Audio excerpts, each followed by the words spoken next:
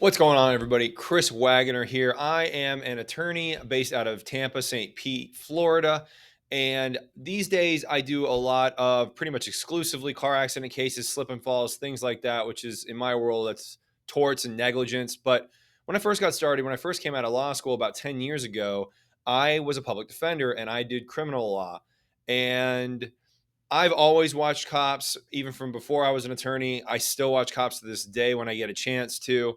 And I've always loved it. But the only time that I didn't like it was when I was a public defender, just because, I mean, that was my all day, every day. It's what I did for work. I didn't want to work when I was off. So I started doing these clips, just kind of talking about like what I see as an attorney, as a former criminal defense attorney. I thought it might be interesting. So let's hop into it. Right now, we're responding to a accident up the road here. All right, so we're in Las Two Vegas and people got responding into to an a accident. collision where there's actually the paramedics are on scene right now. All right, so it we had sounds like another it's caller call in and actually said they were pretty out severe. in the middle of the street arguing, and it looked like it was going to escalate to a fight. So we're just arriving over here. The paramedics are already out on the vehicles right now. All right, so he's getting the call from the 911 operator to respond to an accident that's happened. Now, it's not really super uncommon for police officers to respond to accidents because they're the ones that do the crash investigation. They're the ones that make the crash report, and they issue any violations, tickets, things like that, that may go along with that. In most accidents, somebody's going to get a ticket, right? You're going to get a ticket for failure to yield, if you hit somebody from behind, or running a red light, or making a bad left-hand turn, or whatever the careless driving, whatever the case might be. So pretty much every single accident, not every single one, but for the most part, most accidents, you're going to have a police officer that's going to arrive. He's going to take the official record down that like there was an accident. It happened here. It involved these people. And this is generally how the accident occurred. Now, it's also not unusual, obviously, for ambulances and fire trucks to show up to more severe accidents, but they'll even show up to minor ones too, just to make sure if anybody needs help. You never know when even minor accidents can cause serious problems. They happens more often than you think. But the weird thing about this one is that they're saying that they got into an accident and it's escalating into a fight, and that's strange for two reasons. Usually, when people get into an accident, they don't fight. They're usually just trying to figure out what's going on. They might yell at each other, but it's not going to progress into a physical fight. And secondly, especially if there's paramedics on the scene, firefighters on the scene, you're not going to see the people involved in the accident escalating into a fight. And I guess the third thing that I wanted to say before I play the video again is that the paramedics and the firefighters, while some of those guys are really big, they take good care of themselves, they work out. It's not their job to break up the fights. It's not their job to get in harm's way. They're the opposite of that. They're the ones that are there to assist anybody who's been hurt. And it's the police officer's job to respond and take care, break up any fights or things like that. So he's pulling up here. So let's see what's going on.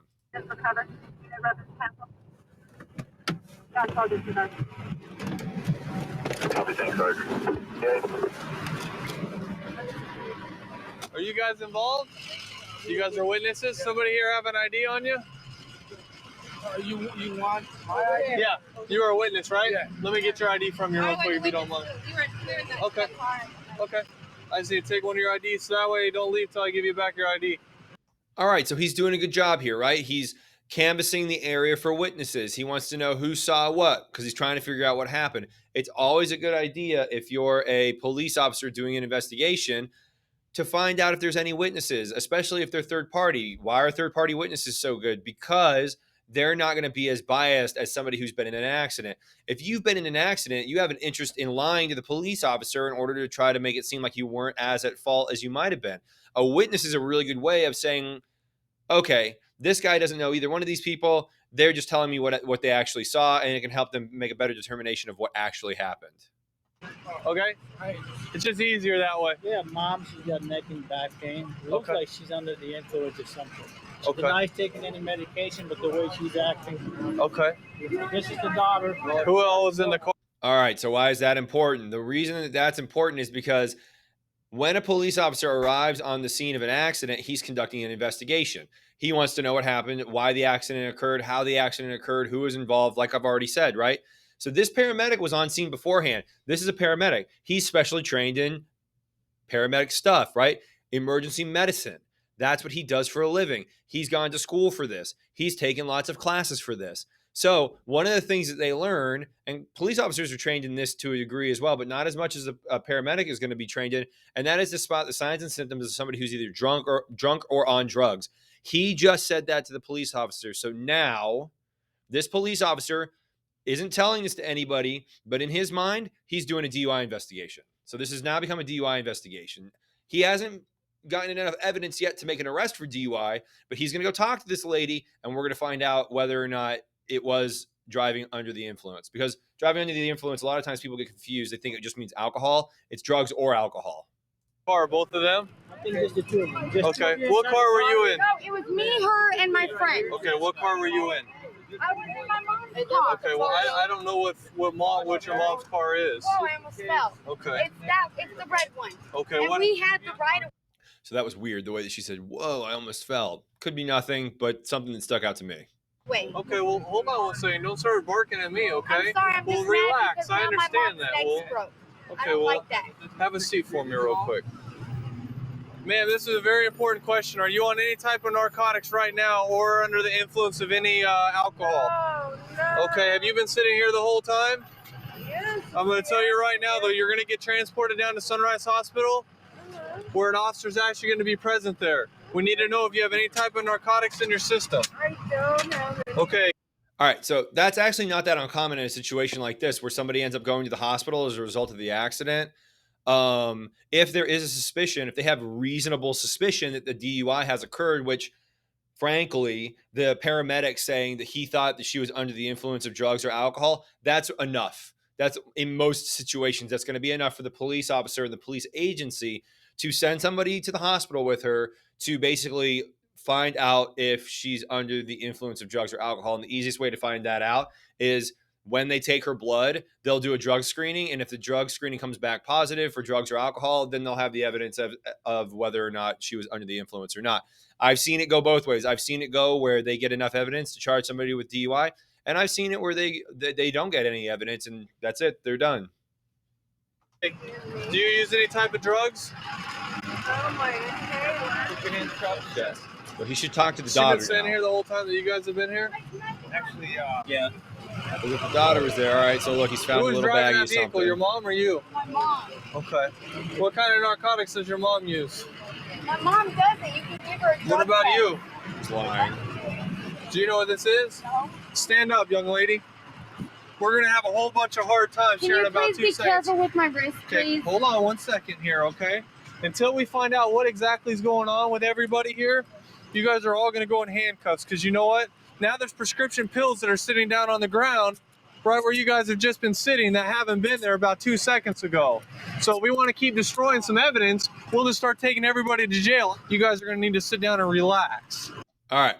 So this is now blown up into a drug investigation because there is the presence of some kind of unknown white powder in a tiny small baggie, and then also it looks like where are also flakes of some kind of white substance that are on the ground. This police officer is making the jump that it is indeed illegal drugs and prescription medication, which is not uncommon. I could see him doing that. You know, the attorney perspective that I have on this is that we don't know what the substance is. We don't know if there's any valid prescriptions. We don't know if they were trying to actually destroy the drugs. We don't know if these kids knew that the mom had those drugs or not yet. All we know is that we don't even know if it's their drugs. I mean, he found it on the sidewalk. And while a lot of people may say, well, obviously it comes from them, like you don't actually know that. He didn't actually see anybody with the drugs. This looks like a fairly busy street. Drugs are a really bad problem in America right now. They've been a bad problem in America. It could be coincidence. So, but he is allowed to now expand the investigation to the girl and this other boy. I assume that he was in the car with them as well, because now we've got what looks to be illegal drugs on the ground. We have evidence of a DUI. The DUI could be from these prescription medications or from these illegal substances allegedly on the ground right now. And he has a suspicion, and it seems reasonable, that they were potentially trying to destroy the drugs, to destroy the evidence in order to protect their mother. So what he's done right now is he's detaining them. It looks like they're arrested, but they're actually not. he doesn't have probable cause to make an arrest yet because of all the reasons that I just elicited. If he's a good police officer, he understands that like those jumps haven't been made yet. Those dots haven't been connected. So he's going to continue his investigation to see if he can connect those dots or not. And so what he's doing to keep them from running is he's going ahead and detaining them, which he's legally allowed to do at this point. What is that you just crushed right there? I'm only going to ask you this one time. So have a seat on the curb like I told you before. Now, at this time, if I was representing these people, I would say stop talking to this cop. And generally speaking, you shouldn't talk to the police when they're doing an investigation because you can see how an accident that would seem like a normal, like we began this thing, seemed like a normal run-of-the-mill accident has blossomed into this entire investigation for illegal narcotics. So she needs to be quiet. And I'm going to test what that is. What is that you just crushed on the ground? It was a Xanax. What else do you have on you? There's like 3 Xanax and they're my mom Whose and are my they? boyfriend. Passing They're now. both boyfriends. Stand up. Where are they at? They're right here. Those are the only ones? They're in your shoe? Well, hold on, let me sit down and I'll get them. You better not destroy them. I'm not, I'm going to show them to you. Right? So now she's going to get charged with possession of whatever that is, Xanax. And you can even ask my mom. Her boyfriend is prescribed Xanax. Okay, why do you have them in your possession right now? All right, so that could be true. It seems like it is, that her boyfriend is prescribed Xanax just by her body language. My gut is that that's the truth. But she has them, right? And she's obviously gone to great lengths to conceal them as well. Like she didn't just put them in her shoe, she put them underneath her sock in her shoe. So that's going to be illegal possession of a controlled substance, and it's not her prescription. So, you know, even though the boyfriend may have been prescribed them and maybe he got them legally, she clearly illegally is possessing them. Dropping Xanax, dropping meth. Real quick, how long have you been here? Since I seen them. Who's the only persons that have been sitting right in this this poor area? DHL driver. I'll tell you like this. Poor guy's got caught up in it. it. What's he whispering? Which one? The one in the pink. Because me and my girl was talking over there. I Right. seen her reaching. What'd she pull out? That bag that you had just found. She was Got driving. connected. It's a girl. He just connected the young in dots. the pink. He saw her pull that She green was the baggie words out of her on the white pocket. pants at. That's the connection that this cop is looking for. No, she was Passenger. So this witness, because he kept the witness Okay. there, he just made the case for him. Mascara's all over the airbag. I know if you were driving. I don't have any makeup on. You got a little bit of mascara right here. Just like eyeliner. Okay, whatever. Okay, I'm not real good on. though. I'm not good on makeup, so. Okay, what did you pull out of your bra? I'm only going to give you one try, then you're going to go to jail. Okay, I'm not He's going to going to play jail these games anyway. with you. So what else did you pull out besides the Xanax out of your shoe? I only have Xanax in my shoe. What else did you pull out? I did not pull out anything. Okay, so this pipe and everything is not yours. So a witness that's sitting over there that saw you pull something out of your bra that I have right here has nothing to do with it. No. Okay, Oh, I you're thought under he said arrest for that- possession I of thought the controlled witness said that he substance. saw the Okay. green baggie he pulled out, not the crack pipe.